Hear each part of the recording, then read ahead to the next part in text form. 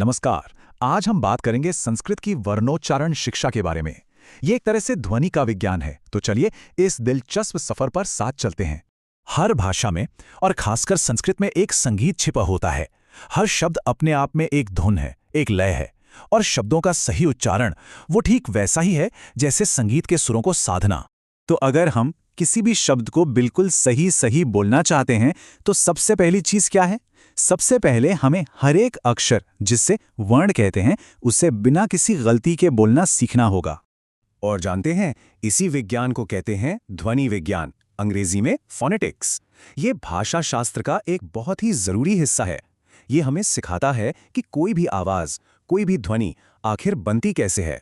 तो सवाल यही उठता है कि ये आवाज, ये ध्वनि आखिर बनती कैसे है? हमारे शरीर का कौन सा हिस्सा इसमें काम करता है? चलिए एक एक करके इस पूरी प्रक्रिया को समझते हैं। देखिए, आवाज बनाने में हमारे शरीर के 4 मुख्य हिस्से काम करते हैं। सबसे पहले सफर शुरू होता है नाभि प्रदेश से।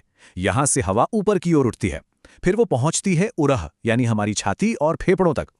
इसके बाद बारी आती है कंठ विवर की, जिसे हम वॉइस बॉक्स भी कहते हैं। और आखिर में हवा आस्यम यानी हमारे मुंह और नाक से बाहर आती है, एक ध्वनि बनकर। इस तस्वीर को देखिए, यहाँ पर हवा का ये पूरा सफर और भी साफ साफ दिख रहा है। फेफड़ों से हवा चली, श्वासनली से गुजरी, कंठ तक पहुंची और फिर मुंह और नाक से बाहर आते आते एक ध्वनि बन गई। अच्छा, तो अलग अलग तरह की ध्वनियां बनाने के लिए 2 चीजें सबसे ज्यादा जरूरी हैं। इसमें से जो पहली चीज है वो है स्थानम, यानी उच्चारण की जगह।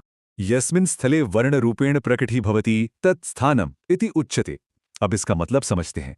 बहुत आसान है। हमारे मुंह के अंदर वो खास जगह जहां पर हवा पहुंचकर एक अक्षर यानी वर्ण की आवाज में बदल जाती है, बस उसी जगह को स्थान कहते हैं। स्थान की ये बात थोड़ी मुश्किल लग सकती है ना? पर इसको समझने के लिए एक बहुत ही प्यारा उदाहरण है मुरली का, यानी बांसुरी का। यकीन मानिए, इससे ये पूरा कॉन्सेप्ट बिल्कुल साफ हो जाएगा। अब जरा सोचिए, जैसे बांसुरी में अलग अलग छेदों से अलग अलग सुर निकलते हैं है ना? बिल्कुल वैसे ही हमारे मुंह और नाक के अंदर भी अलग अलग जगहें हैं जहां से अलग अलग अक्षर की ध्वनियां निकलती हैं। तो जैसे बांसुरी के छेद उसके स्थान हैं, वैसे ही हमारे मुंह के ये हिस्से हमारे उच्चारण के स्थान हैं। तो हमारे मुंह में ऐसे 6 मुख्य उच्चारण स्थान माने गए हैं। चलिए इन्हें एक एक करके देखते हैं। पहला है कंठ, यानी हमारा गला। फिर आता है तालु। उसके बाद है मूर्धा, ये मसूड़ों के ठीक पीछे वाला जो सख्त हिस्सा होता है वो है। फिर दंत यानी दांत, ओष्ठ यानी होंठ, और छठा है नासिका यानी हमारी नाक। अच्छा, तो हमने पहले जरूरी तत्व स्थान की बात की। अब बारी है दूसरे की, और वो है कर्णम। कर्णम का मतलब है उच्चारण के साधन, या कह लीजिए हमारे औजार। आज से यह भागः स्थानम स्पृशति, सह भागः कर्णम इति कथ्यते। इसका मतलब यह हुआ कि हमारे मुंह का जो हिस्सा, जो अंग उच्चारण की उस जगह यानी स्थान को छूता है या उसके पास जाता है, उसे ही कर्ण कहते हैं। ये आवाज पैदा करने का एक टूल है, एक साधन है। तो चलिए वापस अपने बांसुरी वाले उदाहरण पर चलते हैं। अगर बांसुरी के छेद स्थान हैं, तो सोचिए कर्ण क्या हुआ। जी हां, बजाने वाले की उंगलियां, वही तो कर्ण है।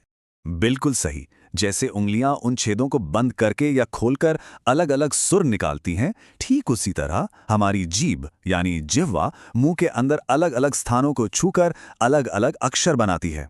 तो देखा, हमारी जीभ एक कितनी जरूरी करण है। और कमाल की बात यह है कि हमारी जीभ का भी हर हिस्सा अलग काम करता है। जैसे तालव्य ध्वनियों के लिए जीभ का बीच का हिस्सा काम आता है, मूर्धन्य ध्वनियों के लिए जीभ की नोक इस्तेमाल होती है, और दंत्य ध्वनियां बोलने के लिए जीभ की वही नोक हमारे दांतों को छूती है। मतलब हमारी जीभ एक बहुत ही वर्सेटाइल, एक बहुमुखी करण है।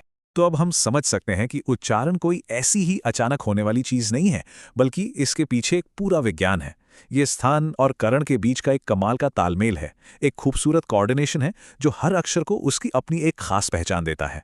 तो अब जब हम ध्वनि के इस विज्ञान को थोड़ा समझ गए हैं, तो एक सवाल मन में आता है ना, कि क्या अब से जब हम किसी अक्षर को सुनेंगे तो उसे सुनने का हमारा नजरिया थोड़ा बदल जाएगा?